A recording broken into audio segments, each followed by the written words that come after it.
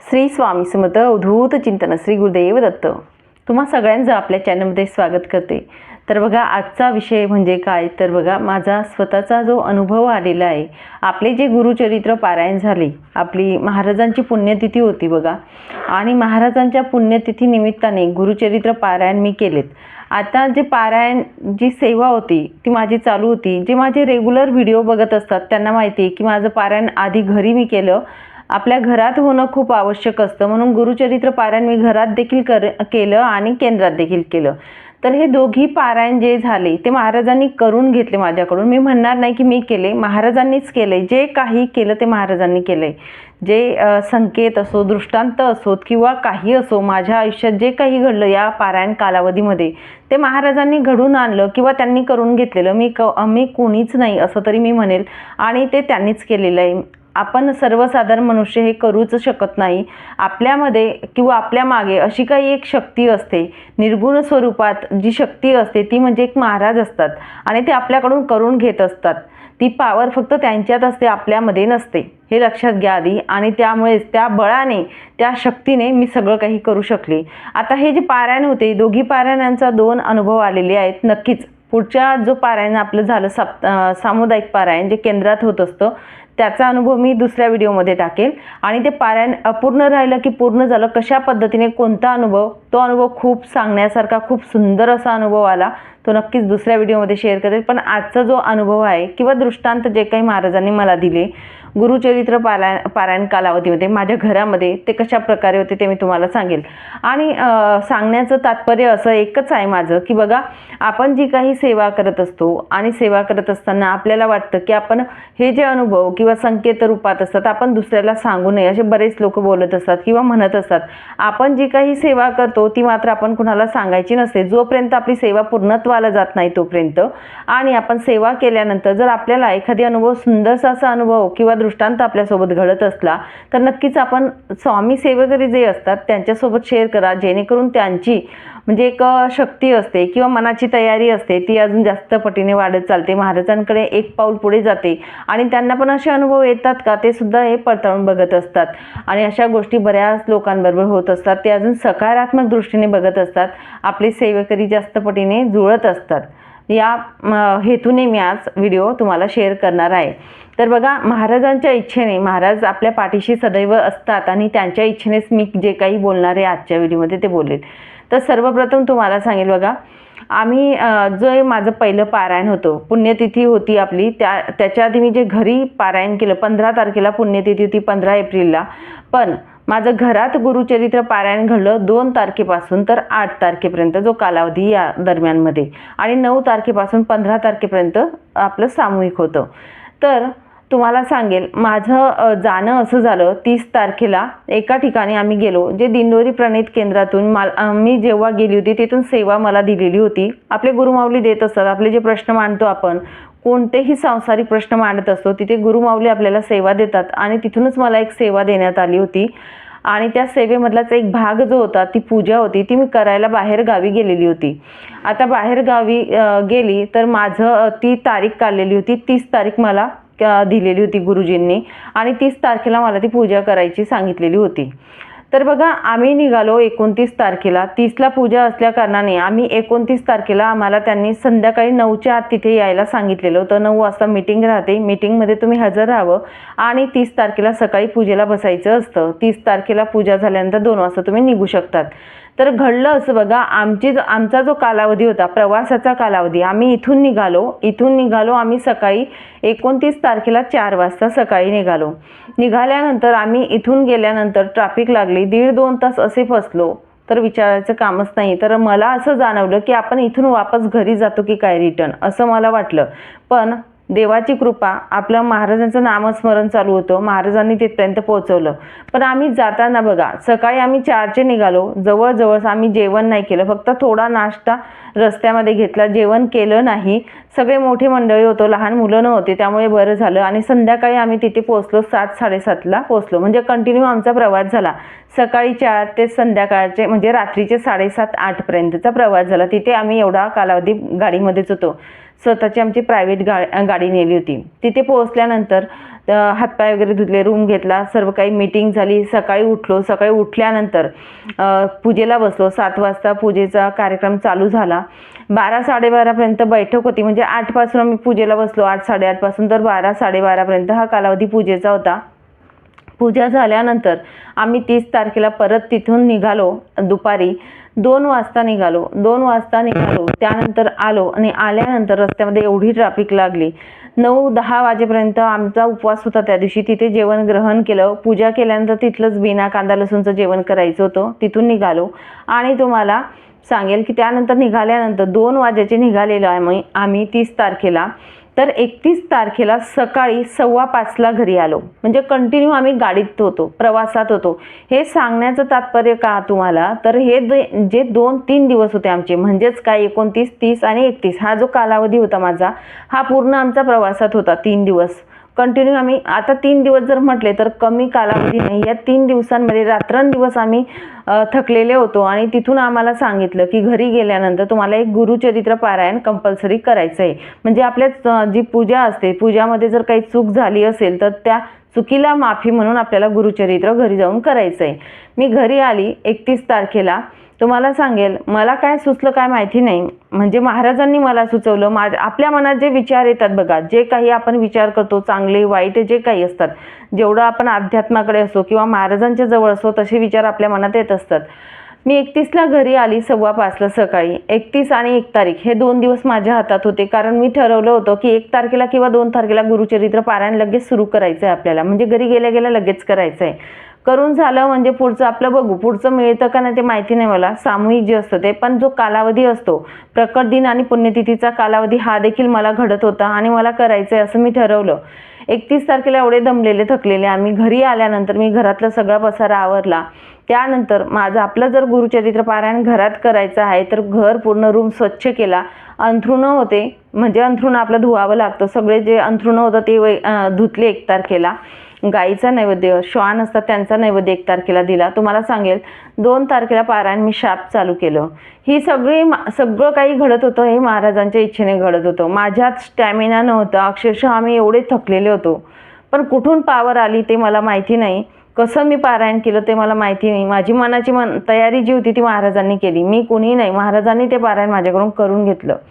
मी पारायण सुरुवात केली 2 तारखेला. मी कॅलेंडर काय बघितलं नाही. माझं लक्षच नाही की सामूहिक पारायण ते चालू होणार आहे 9 तारखेला. ते डोक्यातच नाही. फक्त घरात आपल्याला करायला सांगितलेलं आहे. तिथून आपण पूजा करून आलो, तिथून सांगितले, बस ते टार्गेट होतं. 2 तारखेला सुरुवात केली. सुरुवात केल्यानंतर 3 तारखेला मी कॅलेंडर बघितलं आणि दिवस मोजले तर माझं पारायण नेमकं 2 ते 8 या कालावधीमध्ये पूर्ण होणार होतं. आणि मला एवढा आनंद की 9 तारखेचं परत माझं केंद्रातलं पारायण मला भेटणार आहे. म्हणजे घरी केल्यानंतर तिथलं पण पारायण मला भेटेल, हा आनंद एक वेगळा होता. 2 तारखेला वाचन पूर्ण झालं. 3 तारखेचा दिवस उगवला. 3 तारखेला म्हणजे दुसरा दिवस, पारायणाचा, गुरुचरित्र पारायणाचा दुसरा दिवस होता. त्या दिवशी एक आनंदाची बातमी मिळाली. ती बातमी मी नंतर सांगेल. जेव्हा वेळ काळ हा साध्य होत असतो तेव्हा मी नक्कीच सांगेल तुम्हाला जे काही महाराजांनी घडवलं. ती बातमी मला मिळाली 2 तारखेला. बघा, महाराज परीक्षा घेतात हे नक्की असतं. 3रा दिवस माझा पारायणाचा आला. दुसऱ्या दिवशी खूप छान बातमी मिळाली. आम्ही महाराजांजवळ बसली, त्यांना धन्यवाद केले. खूप काही महाराज तुम्ही करून घेतात म्हणून खूप काही छानसं वाटलं.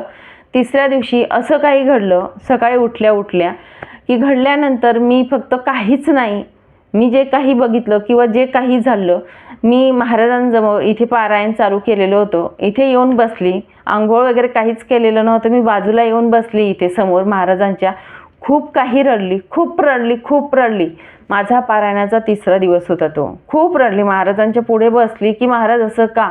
आणि तिथे त्या क्षणातच माझ्या मनात आलं की मी पुढचं पारायण करणार नाही. सामूहिक पारायण जे आहे ते माझ्यात एवढी शक्ती आली होती 2 तारखेला की मी पुढचं पण पारायण करणार आहे सामूहिक. आणि क्षणात महाराजांनी मला दुःख, म्हणजे महाराजांनी नाही दिलं, माझ्या प्रारब्धामुळे मला जे दुःख बघायला मिळालं 3 तारखेला, त्या दुःखाने एवढं माझं मन नाराज झालं. शेवटी मी व्यक्तीच आहे, ठीक आहे. तर मी तो विचार सोडला की सामूहिक पारायण मी करणार आहे. माझ्यातली शक्ती एक क्षणात गेली. ती शक्ती एका क्षणात ती शक्ती नाहीशी झाली. कारण का, फक्त दुःख आलं म्हणून. खूप रडली महाराजांजवळ बसून, खूप रडली. शांत झाली. तिसरा दिवस होता तो पारायणाचा. पारायण चालू केलेलं होतं घरात, आपल्याला पारायण करायचं आहे. परत रिटर्न त्या दुःखामधून बाहेर निघाली. परत रिटर्न महाराज आणि मी, बस जे होईल ते महाराज आहेत, बस काही नाही आयुष्यात, बाकी काही करायचं नाही. तो दिवस निघाला. चौथा दिवस उगवला. चौथ्या दिवशी एक व्यक्ती होते, ते आमच्याकडे पत्रिका द्यायला येणार होते. बघा, पत्रिका द्यायला येणार होते. त्यांचा फोन आलेला की मी पत्रिका द्यायला येणार आहे. मला तो आनंद वेगळा की पत्रिका द्यायला येणार आहे. कोणी ना, मी त्यांना ओळखत नाही, आम्ही काही नाही. त्यांनी फक्त नाव सांगितलं, मी असं असं आहे, अमुक टमुक आहे, तो येणार आहे, सीमाताईंसोबत आमचं नातं आहे म्हणून मी येणार आहे पत्रिका द्यायला. म्हटलं ठीक आहे. मला काय आनंद की गुरुचरित्र पारायण घरात चालू आहे आणि पारायणाच्या कालावधीमध्ये आपल्या घरात पाहुणे येणं किंवा पत्रिका द्यायला येणं चांगल्या गोष्टी असतात, शुभ संकेत म्हणून मी ते घेतलं. तर बोलते ठीक आहे. ते झाल्यानंतर ते संध्याकाळी दिवसभर काही आले नाही. वाचन वगैरे माझं सकाळी झालं, सगळं झालं. संध्याकाळी ते आले. आल्यानंतर ते आले, त्यानंतर त्यांच्यासोबत त्यांच्या मिसेस पण आल्या. म्हणजेच काय बघा, मी त्यांना ओळखत नाही, काहीच नाही, कुणीच नाही. स्वामी सेवेकरी ते होते. अचानकपणे त्या ताई माझ्या घरी आल्या आणि त्या बोलल्या की मी पण स्वामीची सेवा करते, हे मला सांगितलं. आणि तुम्हाला सांगते, माझं आत्तापर्यंत मी काय जे गुरुचरित्र पारायण महाराजांनी करून घेतले माझ्याकडनं, प्रत्येक चरित्राचा असा अनुभव आहे की माझ्याकडून, माझ्या घरातून ओटी भरली जाते, साडी चोळीची ओटी भरलीच जाते. हे शास्त्र काय माहिती नाही मला महाराजांचं काय आहे. तर नक्कीच त्या दिवशी त्या ताई आल्या, त्यांना हळदी कुंकू वगैरे द्यायला लागली मी संध्याकाळी. आणि अचानक म्हटलं ताई थांबा, थोडं 2 मिनिट द्या मला फक्त. साडी चोळी मी काढून आली, ओटी भरली. मला एवढं प्रसन्न वाटलं तुम्हाला सांगेल. एक महाराजांच्या रूपात मी त्यांना बघितलं. त्या बोलल्या की साडी नको, मला नको आहे, तुम्ही साडी नका देऊ. अहो म्हटलं मी तुम्हाला देत नाही आहे, मी फक्त माझ्या घरात आलेली लक्ष्मी आहे, स्वामी स्वरूपात माझ्या घरात तुम्ही आलेले आहेत म्हणून तुमची ओटी मी भरत आहे. मला तुम्ही नातेवाईक आहेत किंवा आपलं काही नातं आहे म्हणून नाही देते, तर तुम्ही स्वामींचे रूपात माझ्या घरात आलेत, माता लक्ष्मीच्या स्वरूपात आहेत. आणि गुरुचरित्राचे माझं जेवढे काही मी पारायण करते घरात, त्या कालावधीमध्ये येते सुवासनी ओटी भरून जात असते. हा माझा स्वतःचा अनुभव आहे म्हटलं. त्यांची ओटी वगैरे भरली, ते गेल्या. त्यानंतर सांगते, सुरुवातीचे हे 4 दिवस असे गेले. 5वा दिवस झाला. 5व्या दिवसाला आपलं रोजचं रुटीन होतं, चालू होतं. रात्रीच्या वेळी काय झालं तर बघा, रात्रीच्या वेळी जेव्हा मी नैवेद्य ठेवत असते महाराजांना, 8 वाजता वगैरे जेवण वगैरे बनवलं की त्या मी नैवेद्य ठेवते. नैवेद्य ठेवायचा राहिलेला होता. जेवण बनवलं मी, चपात्या, भात, भाजी सगळं काही बनवलं आणि किचनमधून मी हॉलमध्ये आली बसायला. फोनवर बोलत होती, जेवण वगैरे बनवलं आणि फोनवर बोलता बोलता मी अचानक हॉलमध्ये आली, जिथे आपला गुरुचरित्राचा ग्रंथाचा पाठ मांडलेला आहे. आल्यानंतर समोर मी बसले, असंच मी बोलता बोलता बसून गेली. तुम्हाला सांगते, फोनवर बोलता बोलता जी व्यक्ती समोरून बोलत होती ते सुद्धा माझी ताई, 2 नंबरची बहीण. आम्ही सगळे स्वामींच्या म्हणजे भक्तीत आहोत किंवा सेवेत आहोत असं म्हणायला हरकत नाही. खूप भाग्यवान आहोत आम्ही. माझ्या ताईसोबत बोलत होती, 2 नंबरची जी आहे मधली ताई. तिला अचानक फोन केला, सेवा काय चालू आहे, कसं चालू आहे. ती पण सेवा करते, त्यामुळे आमचं तेच बोलणं चालू होतं. तुम्हाला सांगते, तिच्यासोबत बोलता बोलता पूर्ण रूम जो आहे चाफ्याचा फुलांचा एवढा सुहास येत होता घरात. तर मी तिला फोनवर बोलता बोलता सांगायला लागली की बघ काय झालं काय माहिती नाही, मी किचनमध्ये जात होती, बेडरूममध्ये तिकडे जाते, तिकडे कुठेच वास येत नव्हता, एवढा सुगंध दरवळत होता हॉलमध्ये. मी म्हणजे शब्दात नाही सांगू शकत एवढा. मी तिला पण बोलली, म्हटलं बघ असं सुवास येतोय. ती बोलते महाराजांचा दृष्टांत आहे. आणि तिला मग मी परत सुवासनी ओटी भरून गेली ते पण सांगितलं. तर बोलते हे खूप शुभ संकेत आहे, तुझं जे पारायण झालं ते महाराजांपर्यंत पोहोचत आहे असं ती मला बोलली. म्हटलं ठीक आहे. तो कालावधी जो होता सुहास येत होता, कारण मी तिच्यासोबत बोलत होती आणि जो कालावधी होता 8:30चा होता रात्रीचा. नैवेद्य ठेवायचा राहिलेला होता. म्हटलं नैवेद्य ठेवते, पण तिचा फोन आला म्हणून थांबली थोडं. पण जेवायच्या आधी मी नैवेद्य ठेवत असे, 9च्या आधी ठेवून देते. तो एक त्या दिवसाचा कालावधी झाला. 5व्या दिवसाचा. दुसऱ्या दिवशी 6व्या दिवशी संध्याकाळी तोच वेळ, तेच म्हणजे फोन नव्हता फक्त माझा, तोच वेळ माझा मुलगा मोठा आला. कामावरून आल्यानंतर, ड्युटीवरून आल्यानंतर मी दरवाजा खोलायला पुढच्या घरात आले. आल्यानंतर तुम्हाला सांगते 8:15चा तोच कालावधी सेम सुहास दरवळत होता नैवेद्य ठेवायच्या आधीचा. खूप सुगंध, चाफ्याचा फुलांचा एवढा सुगंध येत होता. मी म्हणते हा वास जो आहे तो येतो कुठं नाही, कारण काल पण तोच वेळ होती 5व्या दिवसाला आणि आजही तीच वेळ आहे. मग मी काय केलं, मुलाला मध्ये घेतलं, म्हटलं तू मध्ये जा, हातपाय वगैरे धू. मी बाहेर बिल्डिंगमध्ये गेली तर मला असं वाटलं की कुणाकडे अगरबत्ती वगैरे लावत असतील म्हणून हा सुवास आपल्या घरात येते. मी उंबरठा ओलांडते, उंबरठ्याच्या बाहेर सुवास येत नाही.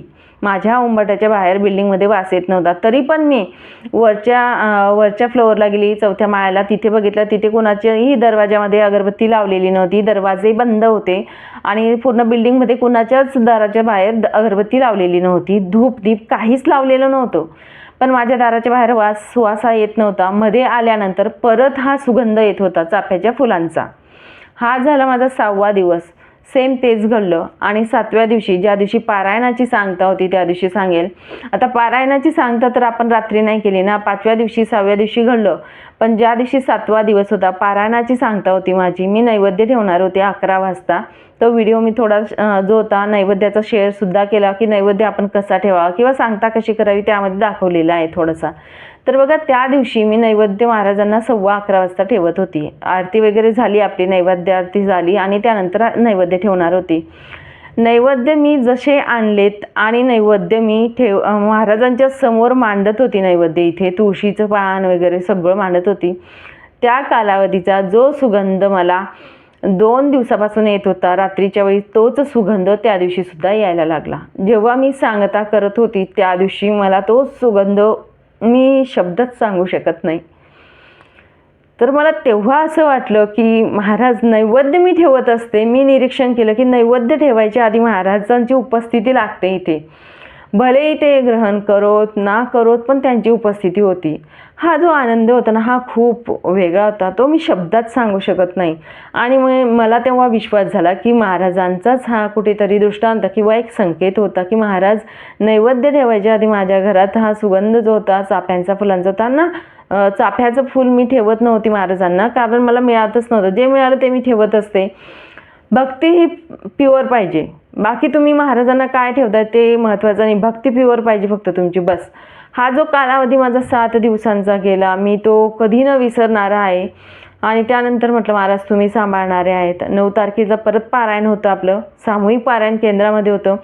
सांगता वगैरे केली, सगळं काही व्यवस्थित पार करून घेतलं महाराजांनी 7व्या दिवशी. पण या गोष्टी ज्या घडत गेल्या पारायणाच्या कालावधीमध्ये, रडली पण, हसली पण, ओटी पण भरून झाली. महाराजांनी दृष्टांत पण दाखवला या 7 दिवसात.